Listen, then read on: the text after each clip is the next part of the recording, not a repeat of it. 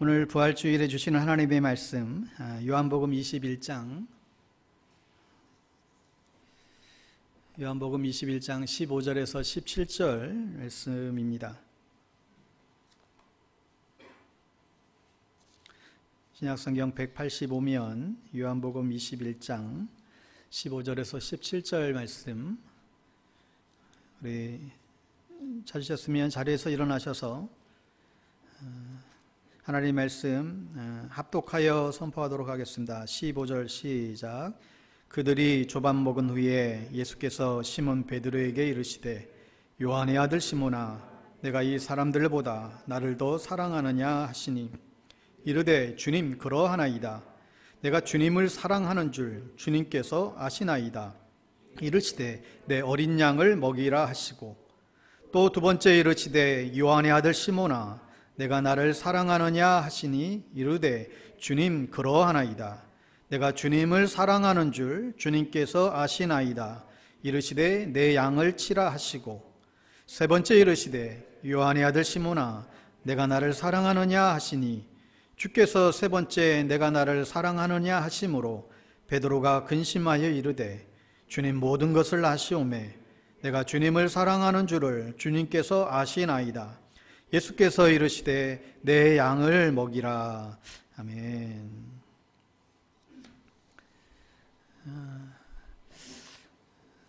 오늘 이 부활주일에 실패한 자에게 찾아오시는 부활의 주님이라는 제목으로 하나님의 말씀 증거하겠습니다.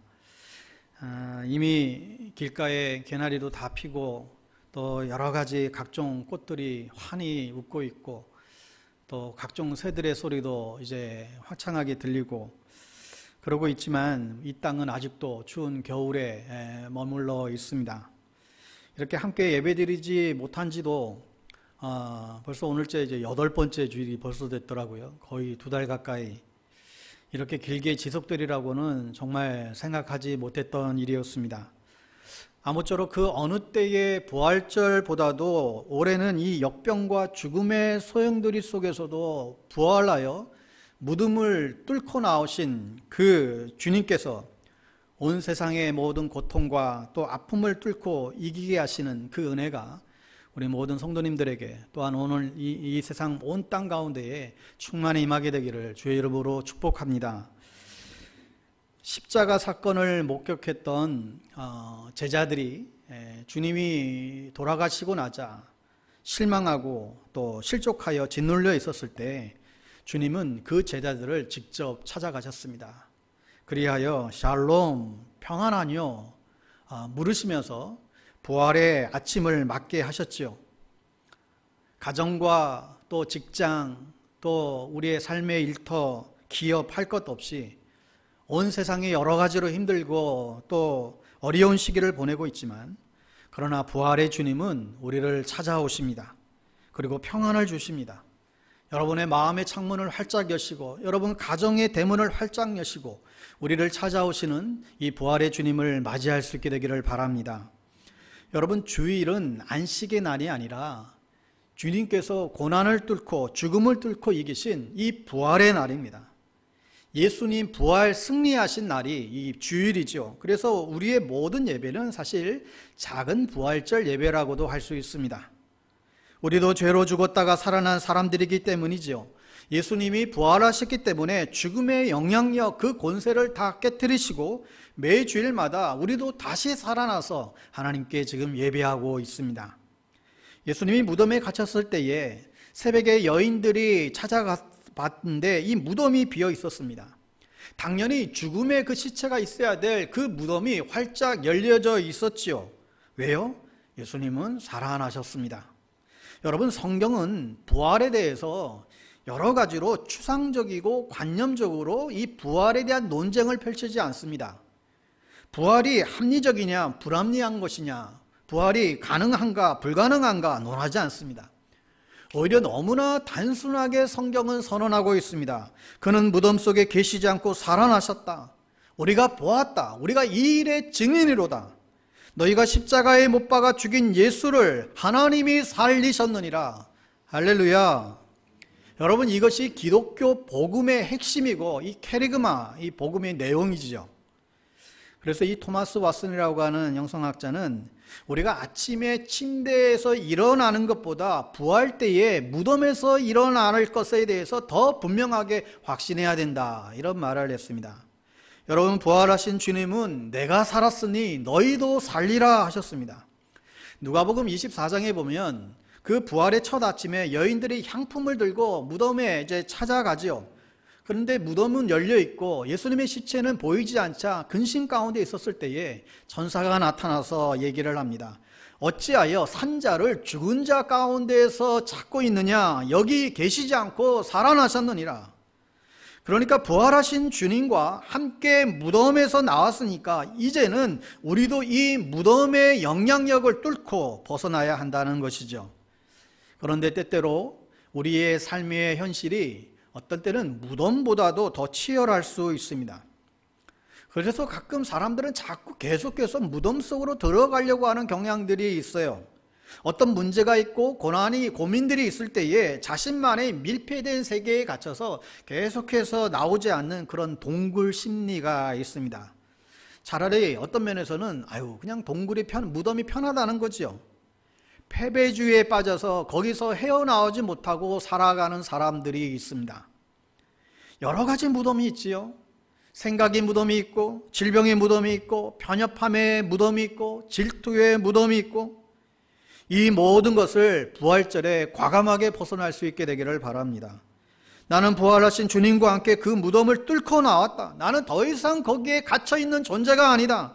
여러분, 담대하게 선포하고 여러분 나올 수 있게 되기를 바랍니다. 그게 우리에게 주신 부활의 신앙이지요. 우리는 죽음의 권세에 갇혀 살아갈 존재들이 아닙니다. 우리는 죄와 죽음의 영향력에서 자유함을 입은 존재가 되었습니다. 노만 빈센트 필 목사님의 그 유명한 이야기가 있지요. 산골 마을의 한 소년이 산에 올라가서 작은 독수리 새끼 한 마리를 잡았어요. 집에 와서는 철사줄로 다리를 동여매고 그리고 먹이를 주고 마당에서 키웁니다. 처음에는 몇 번 그냥 날려고 퍼덕거리다가 그렇게 그때마다 그 철사에 묶인 다리에서 피가 이제 흐르게 되죠. 그 피에 그 고통을 이제 느끼곤 합니다. 근데 어느 날 이 소년이 독수리를 봤는데 언제 때부터인지 모르지만 그 철사줄이 풀어져 있는 거예요. 그런데도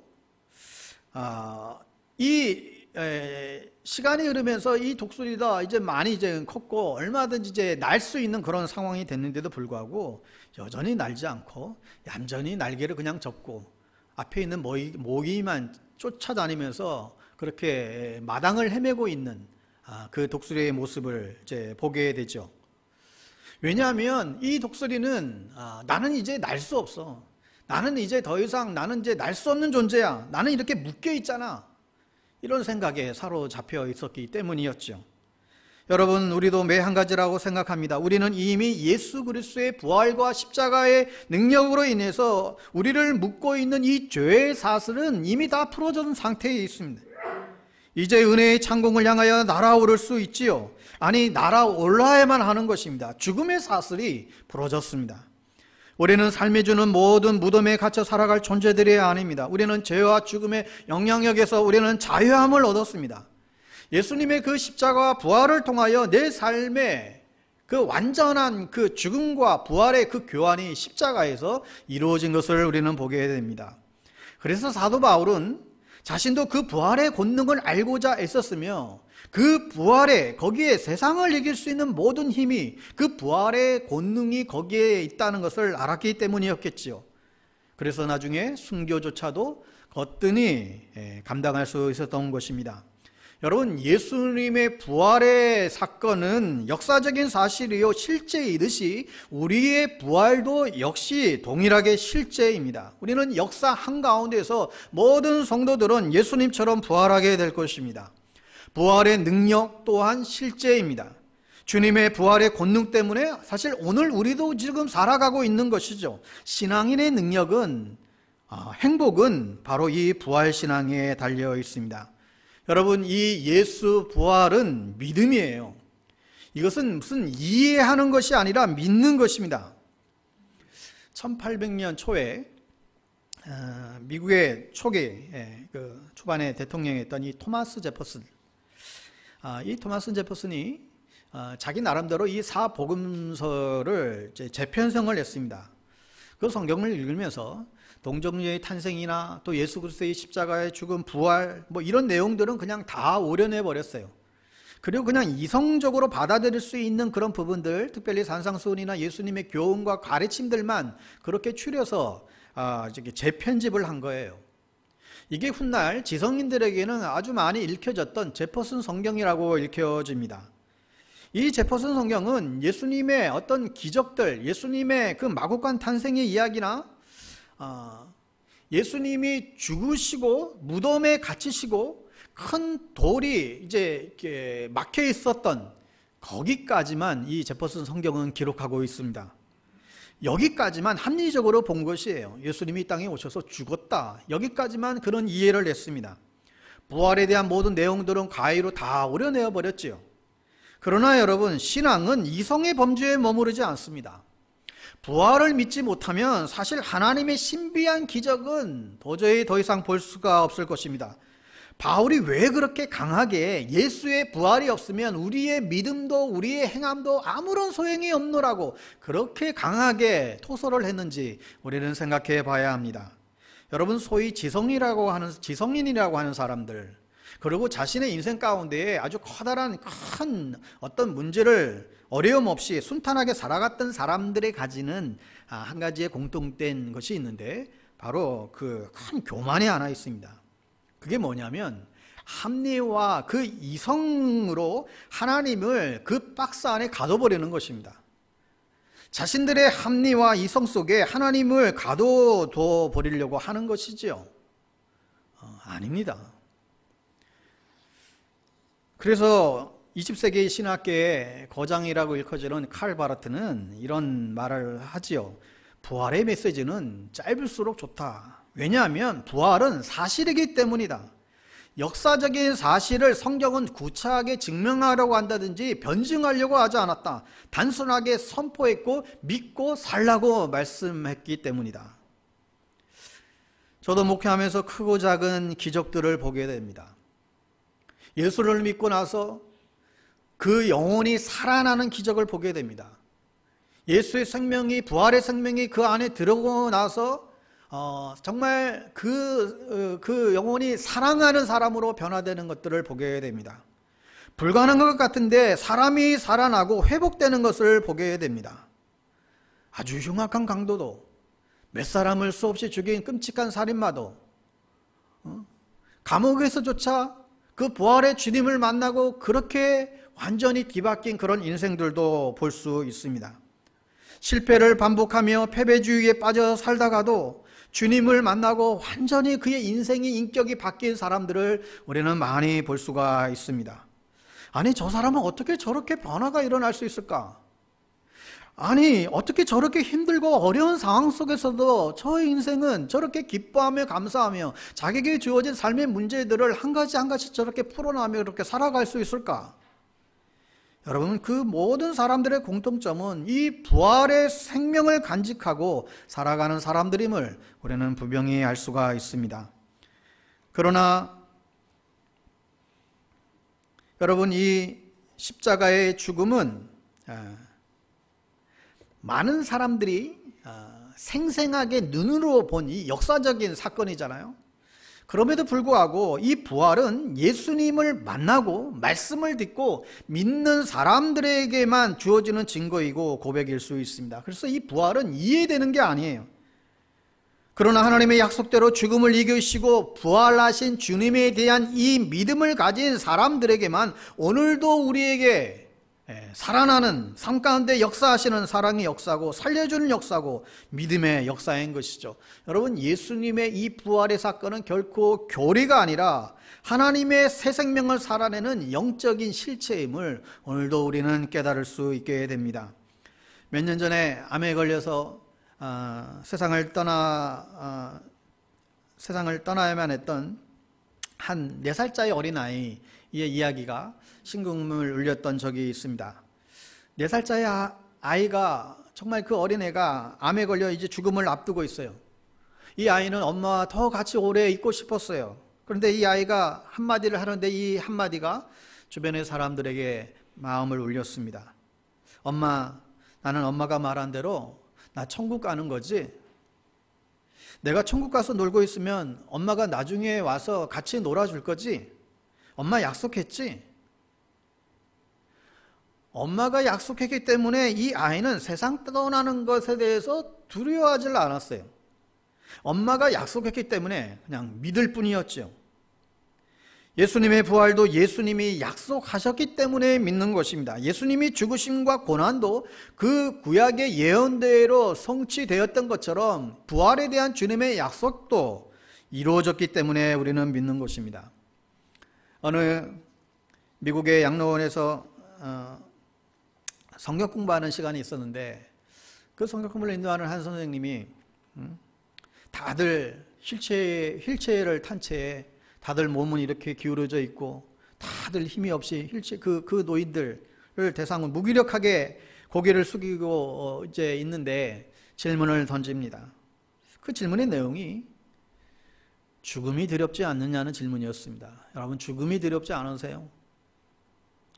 그때 프랭크라고 하는 할아버지에게 당신은 어떻게 생각하냐고 그렇게 질문을 다시금 던졌더니 이 할아버지가 겨우 대답하는데, 난 죽음이 안 두렵다.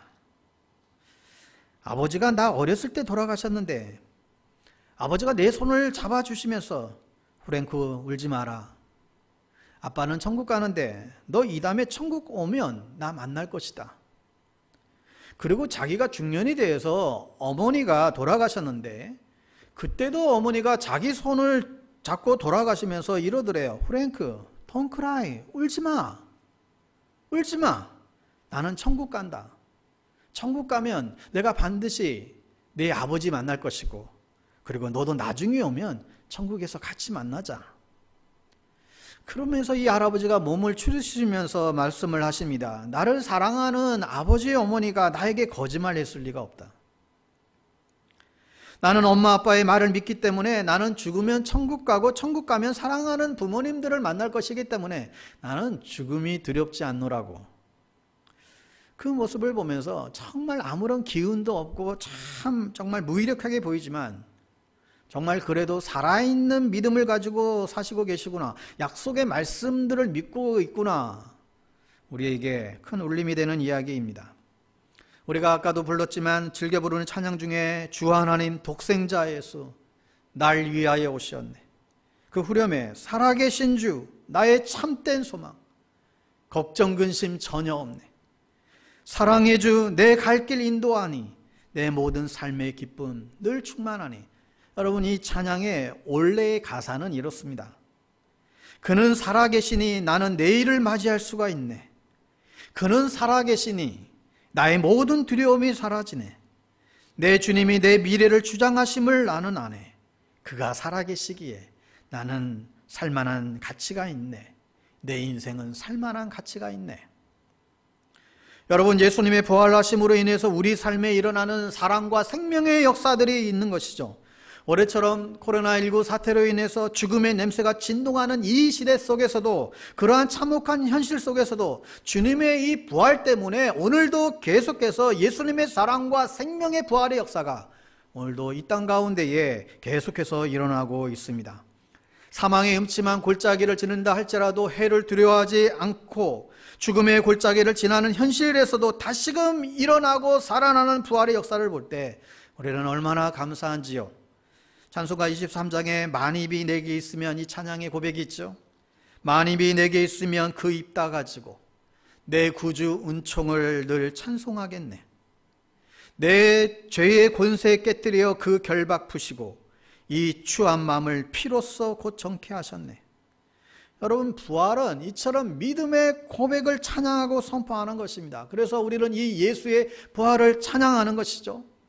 주님께 영광, 다시 사신 주 사망 권세 모두 이기시었네. 흰옷 입은 천사 돌을 옮겼고 누우셨던 곳은 비어 있었네. 주님께 영광, 다시 사신 주 사망 권세 모두 이기셨네. 여러분, 우리 안에 주님에 대한 분명한 부활의 믿음이 있을 때 내 삶의 모든 영광과 존귀를 주님께 돌릴 수 있고 내 인생의 진정한 기쁨과 감사가 가능한 것입니다. 여러분, 부활은 이성으로 우리가 판단하는 것이 결코 아니라 부활은 고백하고 노래하는 것입니다. 부활은 설명하는 것이 아니라 부활은 선포하고 믿고 찬양하고 고백하는 것입니다. 여러분, 예수님께서 부활하시고 나서 가장 먼저 하신 일이 무엇인지 여러분 생각하십니까?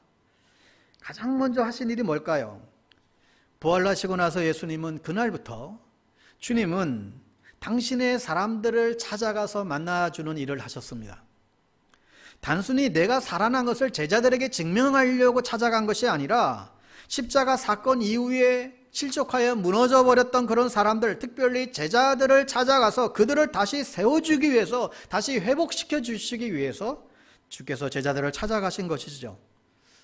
저 같으면 나를 죽인 자들, 그 유대 관원들을 비롯해서 수많은 그 배신자들 살생부를 다 기록하고 그들에게 복수를 하러 갈 수도 있을 것 같은데 예수님은 전혀 그러지 않으셨어요. 예수님은 가장 먼저 가장 슬픔에 빠져 있었던 그 막달라 마리아를 찾아가서 만나주시고 그 여인을 회복시켜 주시죠. 그 다음은 엠마오로 내려가는 그 좌절라에서 다시금 내려갔던 그 두 제자를 만나주시죠. 또 그들도 다시금 살아나 부활의 영광을 그들은 누리게 됩니다.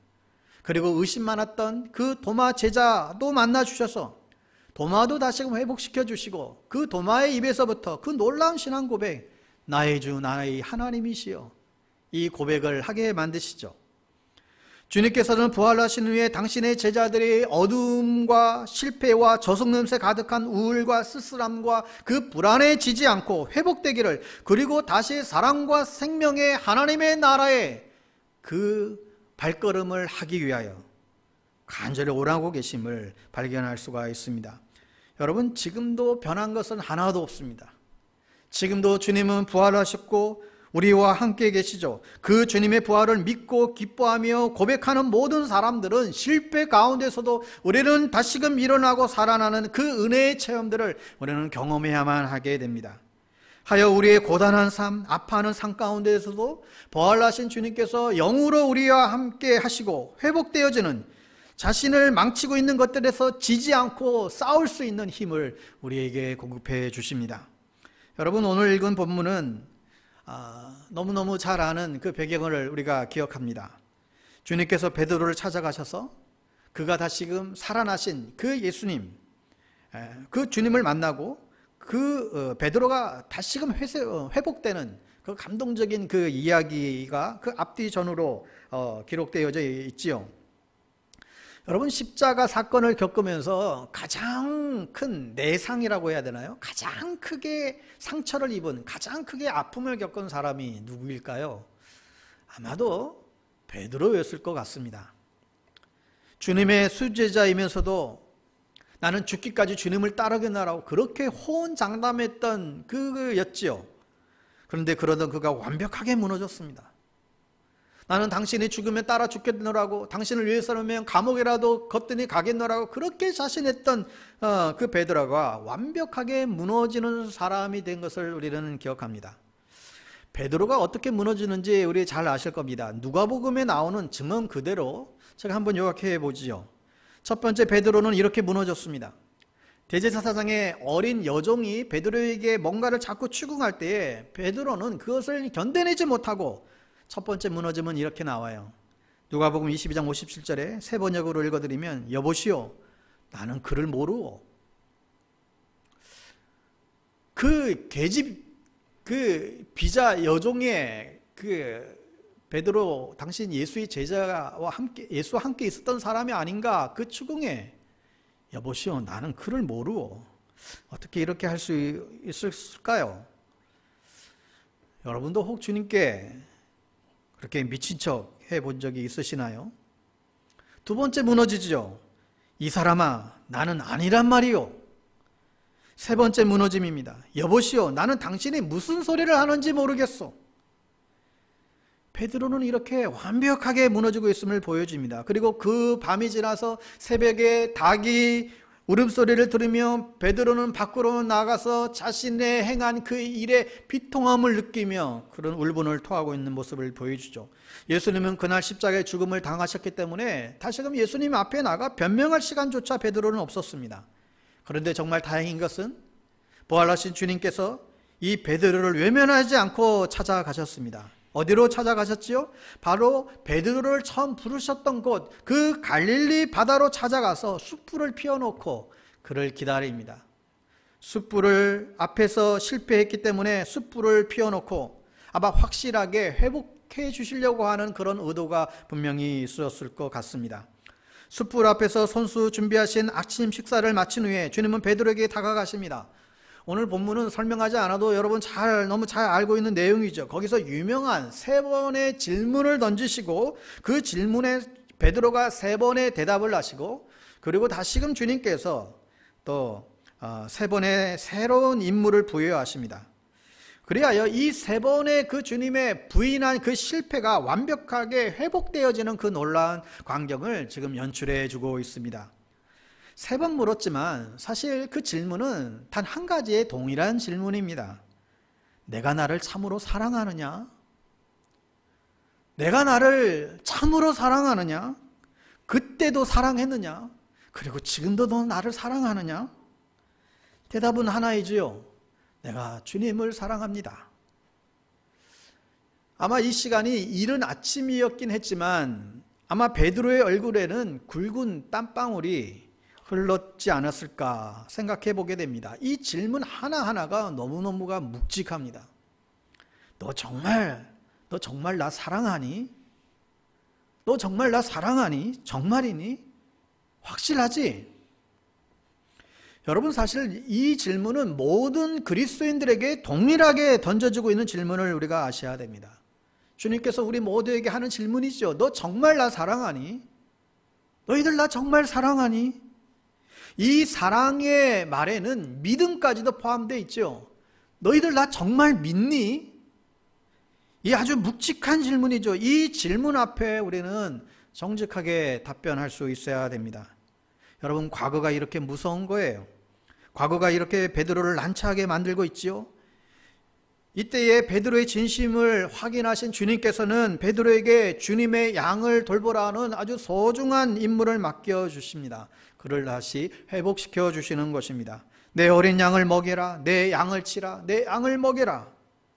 이제는 교회의 반석이 되어서 이제는 교회를 세우는 새로운 임무를 부여해 주신 것입니다.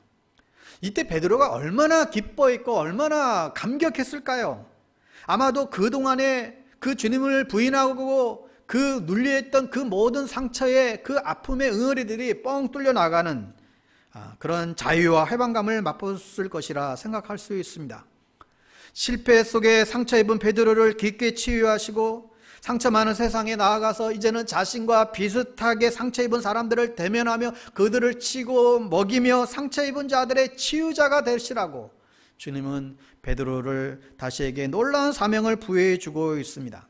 여러분 이 베드로의 그 이후의 삶을 너무나 잘 아시죠? 베드로는 정말로 성실하게 이 사역을 훌륭하게 감당하다가 결국 순교의 자리까지 이르게 됩니다. 볼 때마다 감사하고 위로를 받게 되는 장면이죠. 아마도 이때 베드로를 정말 세워주지 않았다라고 한다면 베드로는 그 이후로 정말 살아도 산 게 아니었던 그런 인생을 살았을 것 같습니다. 여러분 이제 우리들도 누군가를 다시금 살려내고 누군가를 다시금 살리는 그런 일들을 위해서 우리도 사명의 자리로 돌아가야 하겠습니다. 다시 사랑과 생명의 새 역사를 살리기 위하여 미움이 아니라 사랑을 회복하는 것, 절망이 아니라 소망을, 죽음의 노예가 아니라 영원한 생명을 회복하도록 이제는 더 이상 미워하고 죽이는 연습을 하면서 시간을 허비할 것이 아니라 사랑하고 생명을 위해서 살리는 일에 우리의 모든 시간들을 투자할 수 있어야 됩니다. 여러분 언젠가 우리 모두는 육신의 이 장막이 다 무너져서 죽음을 맞이하게 될 것입니다. 그런데 이 죽음은 결코 아무런 의미가 없는 것이 결코 아닙니다. 하나님이 우리를 만드신 어쩌면 거룩한 목적이면서 동시에 하나님이 예비하시고 준비하신 천국에 입성하는 새 역사의 시작인 것이죠. 하여 죽음을 두려워하는 삶이 아니라 영생을 소망하며 사는 것입니다. 육신의 삶은 다 그냥 무너질 때가 있습니다. 그런데 이 육신의 장막이 무너질 때, 내가 무너질 때 무너지는 게 아니잖아요. 언젠지 알 수가 없는 것이죠. 그러니까 영생을 날마다 우리는 소망하며 겸손하게 우리가 살아가야 하는데, 이게 믿음입니다. 지금 내 손에 잡히지 않지만 예수님을 믿는 사람들은 천국의 소망을 가지고 살아가는 게 이게 믿음인 것이죠. 부활의 소망인 것입니다. 이제 부활의 증인으로서 우리는 이제 살아가는 사명이 우리에게 주어진 것입니다. 여러분, 우리가 이 부활의 증인이 되기 위해서는 무엇보다도 두려움에서 우리는 물리쳐야 됩니다. 두려움에서 해방되어져야 됩니다. 죽음이 우리 눈앞에 혹 놓여 있다 할지라도 우리는 두려워하지 말아야 됩니다. 죽음에서 자유할 수 있어야 됩니다. 고인 대신 우리나라 유명했던 그 한국의 코미디언 그 선생님 한 분이 폐암으로 그분이 돌아가셨죠. 그분이 돌아가시면서 이런 고백, 그 안타까운 그 고백 지금도 쟁쟁하게 제 기억에 남습니다. 일산에 있는 그 암센터인가요? 거기에 마지막 병원에 들어갔는데 자기와 함께 동시에 거의 비슷한 시기에 그 중환자실에 들어간 사람들이 4분이 계셨대요. 근데 그 4분 중에 한 분은 대학 교수고, 한 분은 또 중소기업의 사장이었고, 또 한 분은 굉장히 고위 공직자였고, 다 저망한 인사들이 공교롭게 그 안에 다 들어왔는데, 이분이 그 안에 들어가 있는 동안 다 돌아가셨다는 거예요. 사장도 다 떠나가고, 대학 교수도 다 떠나가고, 그래서 나 혼자만 남았노라고. 이줄씨. 나 혼자 남았어, 나 혼자. 어느 누구도 죽음을 피할 수 없었노라고. 굉장히 두려움에 떠는 그 모습을 기억을 합니다. 반면에 미국의 조지 번스라고 하는 가장 오래 장수한 유명한 코미디언인, 그분은 이런 말을 해요. 우리 인생의 가장 정확한 확률 중에 하나는 둘 중에 한 사람, 여러분 둘 중에 한 사람 반드시 죽을 것입니다. 그러면서 그의 책에서 가능한 장례식을 멀리해라. 특별히 네 장례식을 멀리해라. 그리고 신문 부고난을 보다가 당신 이름이 없으면 그날 아침밥을 맛있게 먹어라. 그러다가 신문에 당신 이름이 부고란에 있으면 그래도 가서 아침을 먹어라. 빈속으로 천당 갈 수 없지 않느냐. 무슨 얘기겠어요? 죽음의 권세에 사로잡히지 말고 그냥 웃어 넘기라는 것이죠. 아둥바둥 몸부림치지 말라는 거예요. 오늘 우리를 하나님이 불러가셔도 하나님 감사합니다. 이 땅에서 우리가 살아가는 동안 주님과 동행하며 살아가게 하시니 그 시간이 너무너무 행복했습니다. 이제 때가 되어 주님 부르실 때 주님 앞에 갈 때가 되었네요. 이제 그날을 기다리고 그날을 준비합니다. 여러분, 우리가 인생을 살아감에 있어서 이런 두려움이 아닌 자유함을 가지고 기쁘게 살아가라는 것이죠. 여러분, 부활의 증인은 죽음의 두려움에 빠져 있는 것이 아니라 삶의 감격과 감사를 증거하는 삶을 살아가야 할 것입니다. 단지 우리의 성격이 긍정적인 그런 삶을 살라는 것이 아니라 죽음을 이기신 부활하신 주님을 믿기 때문에 죽음의 상황 속에서도 생명의 부활을 소망하면서 살라는 것이죠. 부활의 증인은 패배와 실패 속에서도 재기하는 믿음입니다. 이것이 실패한 제자들을 찾아가서 주님께서 하시고자 하는 그 말씀이고 메시지인 것이죠. 베드로에게 찾아가서 내가 나를 사랑하느냐? 이 말은 또다시 재해석해보면 다른 게 아니라 베드로야, 포기하지 말아라. 너 다시금 일어나야 된다. 너 할 일이 있거든. 다시금 일어나렴. 절대 쓰러져도 다시 일어나거라. 일어날 수 있다. 포기하지 말라고. 이 주님의 음성임을 우리는 보게 해야 됩니다. 내가 너를 사랑한다. 여러분, 우리가 세상을 바라보는 우리의 눈과 마음이 죽음이 중심이 아니라 생명이 중심이 되어야 됩니다. 좌절과 패배가 중심이 아니라 소망과 승리가 중심이 되어 세상을 볼 수 있어야 됩니다. 그가 여기에 계시지 않고 예수님을 가둬놓는 무덤이 비었다. 더 이상 그 무덤 속에 주님은 계시지 않다. 우리들도 더 이상 무덤에 갇혀서 살지 말라라고 하는 것입니다. 하나님의 사랑받는 자녀답게 자긍심과 믿음의 용기를 가지고 두려워하고 염려하는 삶이 아니라 사랑하고 소망하는 삶을 살라고 새 생명의 감격으로 살아갈 수 있어야 합니다. 여러분, 우리의 삶의 현실은 때때로 정말 무덤과 같은 현실이 가득하지 않습니까? 무덤에서 나와야 되는데 커다란 돌이 막혀 있어서 어쩔 줄 모르는 것이 사실 우리의 삶의 현실이지요. 그런데 예수님의 무덤이, 그 무덤이 열렸습니다. 그리고 부활하신 그 주님께서 내가 부활의 첫 열매가 되었으니 내가 살았으니 너도 살 것이라 선포하십니다. 어느 신학생에게 성경의 진리를 한마디로 얘기해 보라 그랬더니 이렇게 대답을 했다고 하죠. 성경을 보면 세상이 갈수록 더 악해지고 더 어두워지고 더 어두워지는데 예수님이 빛으로 나타나셨습니다. 성경 한마디로 요약한 내용이에요. 복음이죠. 죽음의 두려움에 쌓여있는 제자들에게 나타나시고 죄의식이 가득한 제자들에게 나타나시고 모든 것이 무너져 현실에 짓눌린 제자들에게 부활하신 주님이 나타나신다는 사실입니다. 사랑하는 여러분, 사람은요 누구나 다 실패할 수 있습니다. 누구나 다 때로는 실수할 수 있습니다. 하지만 누구나 다 다시 회복할 수 있습니다. 누구나 다 일어설 수 있습니다. 주님께서 실패한 베드로를 찾아 만나주시면서 저와 여러분에게 보여주시고 싶은 장면이 바로 이 장면이에요. 예수 그리스도조차 부인했던 베드로이지만, 실패자이지만 회복하고 일어날 수 있다는 사실을 오늘 이 부활의 아침에 우리에게 말씀해 주고 있는 것입니다. 여러분 기억하시기 바랍니다. 상처 속에 있는 우리를, 고통 속에 있는 우리를, 분열 속에 있는 우리를 회복시키고자 하는 이 주님의 마음을 우리는 기억할 수 있어야 됩니다. 우리는 너무나 비정한 시대를 살아가고 있지 않습니까? 일단 낙오자가 되면 낙오자로 그냥 낙인 찍혀서 방관되고 무시당하고는 그런 냉혹하고 그런 잔인한 사회 속에 살아가고 있습니다. 아이들도 OECD 국가 그 행복지수, 우리나라 2006년부터 삼성 연세대에서인가요? 그거 계속 조사하고 있는데 항상 늘 행복, 그 불행지수 1위예요, 1위. 아이들뿐만 아니라 어른들도 다 힘겹게 살아가고 있지요. 그러니까 우리 모두는 다 살아나야 한다는 것입니다. 다 회복이 돼야 한다는 것이죠. 여러분의 가정도 주님의 방문을 통하여서 살아나셔야 되고요. 상처투성이인 우리 교회들도 살아나야 하고요. 더 나아가서 깨지어지고 이 아픈 이 세상도, 전염병으로 신음하고 있는 이 사회도 다 살아나고 회복되어야 하는 것입니다. 그리고 그 중심에 부활의 용서와 회복을 아는 우리 그리스도인들이 그 중심에 자리 잡고 있어야 될 것입니다. 주님께 깊이 치유받은 그리스도인들이 세상의 중심에 서서 여러 가지 모양의 무덤에 사로잡혀 있는 사람들을 일으키는 치유자가 될 때 세상은 놀리키는, 세상을 감동시키는 하나님의 사람들이 될 것입니다.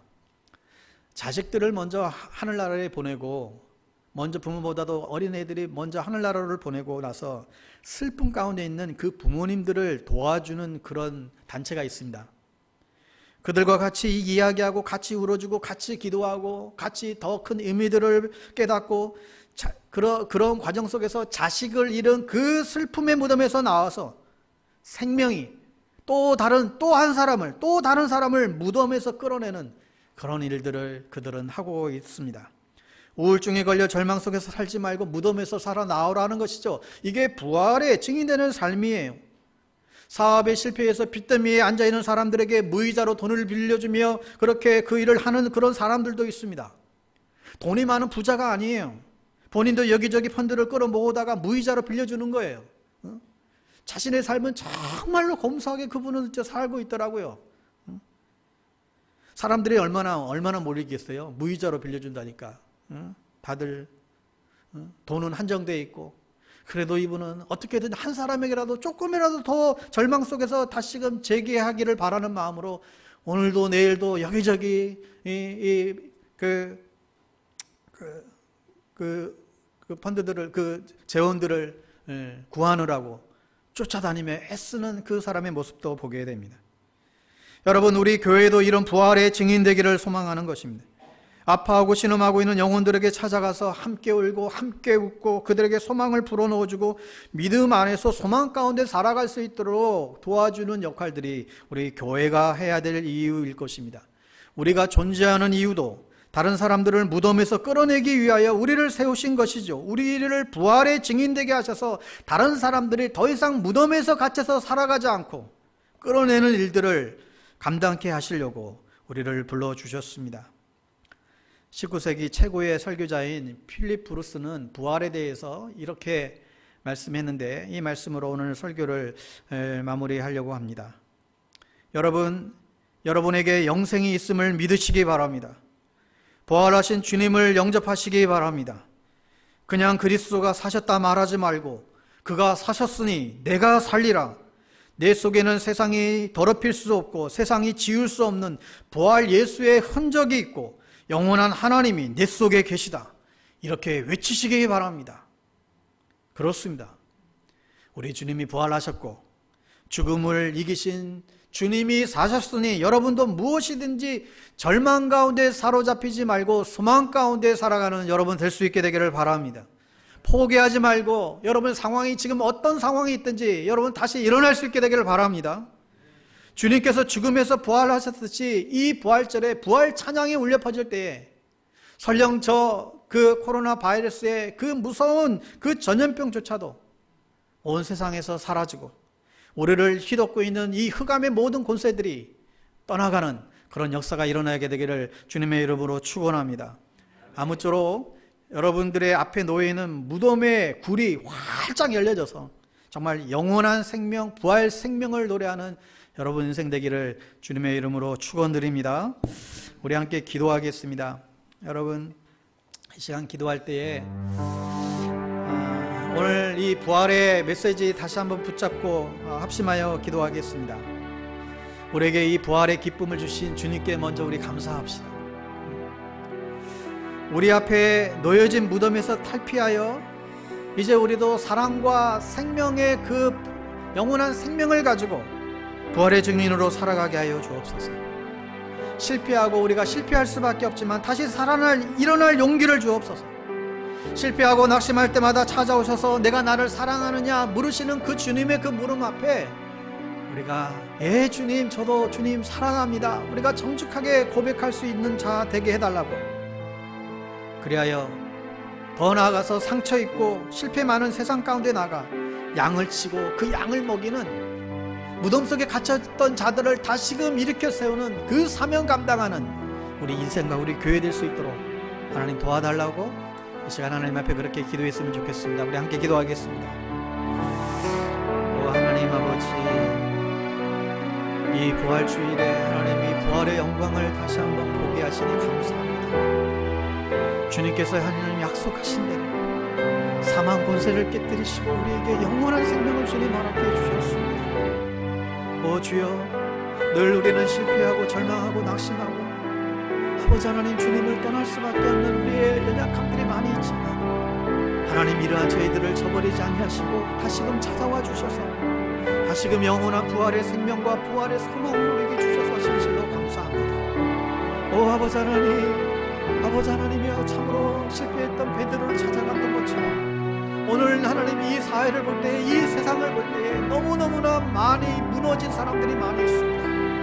여러 가지 상처로 무너져 있고 여러 가지 아픔으로 무너져 있고 질병으로 무너져 있고 우리의 힘으로는 도저히 어쩔 줄 몰라 좌절하고 낙심할 수밖에 없는 그런 인생을 우리가 살아가고 있습니다. 오 아버지 하나님이여, 그러한 가운데서도 부활하신 주님이 오늘도 우리와 함께 하시기 때문에 하나님 그 모든 슬픔들을 뚫고 그 모든 난관들을 뚫고 그 모든 어려움들을 뚫고 그 모든 질병들을 뚫고 하나님 우리는 얼마든지 뛰쳐나올 수 있는 주의 백성이 된 것을 분명히 믿습니다.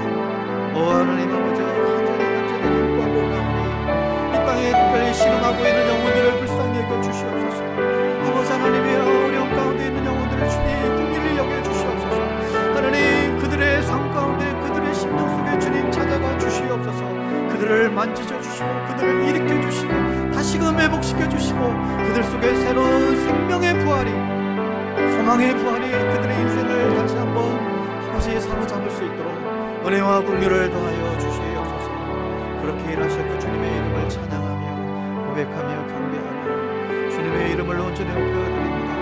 주여 주여, 우리에게 아버지의 그 은혜, 그 은총, 아버지의 그 감사를 하나님 사랑하는 모든 성도님들 삶 속에 충만히 임하게 하여 주시옵소서. 더 이상 고아로 있지 않게 하시고, 더 이상 죄인으로 있지 않게 하시고, 우리를 의롭다 하시고 부활의 생명의 주 되신 그 영원한 하나님의 영광을 바라볼 수 있는 하나님 믿음의 자녀들로 다시금 우뚝 설 수 있도록 주여 은혜와 진리로 우리를 붙잡아 주시옵소서. 오 아버지 하나님이여, 이 시간에도 곳곳에서 흩어져 있는 사랑하는 우리의 성도님들을 주님 붙들어 주시옵소서. 사랑하는 우리의 사랑하는 성도님들 한 사람 한 사람을 주님 기억하여 주시옵소서. 우리 연로하신 우리의 권사님들 주님 붙잡아 주시옵소서. 오 아버지 하나님의 우리의 집사님들을 주님 붙잡아 주시옵소서. 우리의 어린 자녀들 주님 붙잡아 주시옵소서. 그들의 모든 삶 속에서 새로운 아버지 회복이 있게 하시고 다시금 일어남이 있게 해주시고 그들의 영혼 속에 아버지의 부활의 아름다운 꽃이 필 수 있도록 은총을 더하여 주시옵소서. 그 부활 되신 그 주님의 이름을 온전히 높여드립니다. 그 부활의 주님을 찬양합니다. 오 주여, 주님 도우시고 인도하여 주시옵소서. 주님의 이름을 온전히 높여드리며 예수님의 이름으로 기도합니다. 하나님 아버지, 이 시간에 다시금 살아나신 부활하신 주님의 이름을 찬양합니다. 부활의 주님은 사실이고 실제이고 지금도 우리 안에 불어넣어 주시는 놀라운 생명의 역사임을 선포하며 고백합니다. 무덤 문이 열리고 내가 살았으니 너희도 살리라. 부활하신 주님은 오늘도 우리가 만나게 하여 주시니 감사합니다. 실패한 자들을 찾아가서 그 무덤의 문을 활짝 열어주시고 생명으로 나오게 하시니 감사합니다. 오 아버지여, 오늘 이 시대 너무나 많은 아픔과 너무나 많은 질고와 너무나 많은 아버지 그 실패의 자락에서 신음하고 있는 많은 사람이 있는 이 시대 속에 주여, 우리를 결코 포기하지 아니하시고 다시금 찾아오셔서 우리를 일으켜 주시는 그 생명의 부활의 그 주님, 우리 모두가 만나게 하시고 그 주님으로 인하여 우리의 인생이, 우리의 삶이 온전히 달라질 수 있도록 주님 회복시켜 주시옵소서. 날마다 우리 안에 주님의 사랑에 대한 고백들이 더욱더 깊어지게 되기를 원합니다. 오늘도 우리에게 오셔서 너희들 나 진정으로 사랑하니, 너희들 나를 진정으로 사랑하느냐, 그 주님의 물음에 주님, 부끄러운 입술이지만 주님 사랑합니다, 주님 사랑합니다 고백할 수 있는 우리 모두 될 수 있도록 주님 은혜를 더하여 주시옵소서. 부활의 능력으로 이제 또다시 무덤 속에 갇혀있는 사람들을 살려내는 이 귀한 부활의 증인된 사명들도 우리를 잘 감당해 나갈 수 있도록 주여 은총을 더하여 주시옵소서. 예수님의 이름으로 기도드리옵나이다. 아멘. 우리 모두 자리에서 일어나셔서 우리 부활의 주님을 우리 찬양했으면 좋겠습니다. 우리 살아계신 주, 우리 기쁨으로 찬양하겠습니다.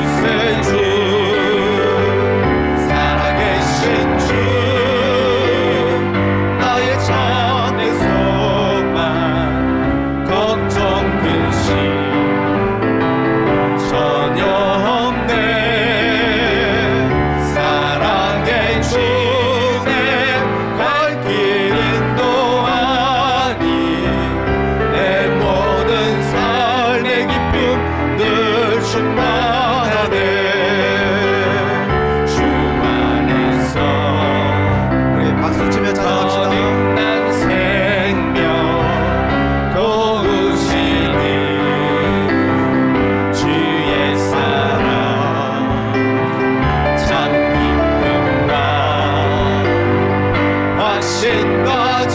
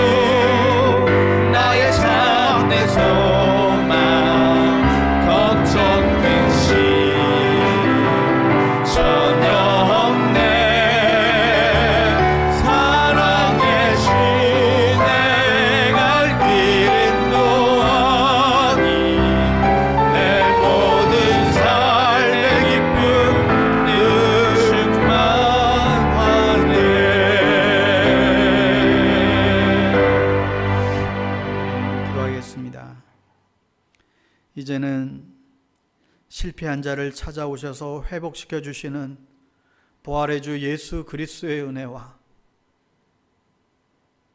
그 아들을 끝까지 사랑하시고 우리를 위하여 생명의 희생을 다하기까지 우리에게 그 놀라운 그 은혜를 보여주시는 그 하나님 아버지의 그 깊은 사랑하심과 성령님의 이 시간도 위로하시고 교통하시는 그 놀라운 은총이 더 이상 실패의 자리, 무덤에서 머물지 아니하고 부활 생명의 능력으로 다시금 살아나겠습니다. 다시금 일어나겠습니다. 결단하며 고백하며 나아가는 주의 사랑하는 모든 백성들 머리 위에와 방배동 교회와 또 이 땅에 있는 모든 교회와 또 각처에서 예배하며 가정에서 예배드리는 사랑하는 우리의 성도님들 머리 위에와 우리의 자녀들과 그 삶 위에 지금부터 영원토록 함께하옵시기를 간절히 축원하옵나이다. 아멘.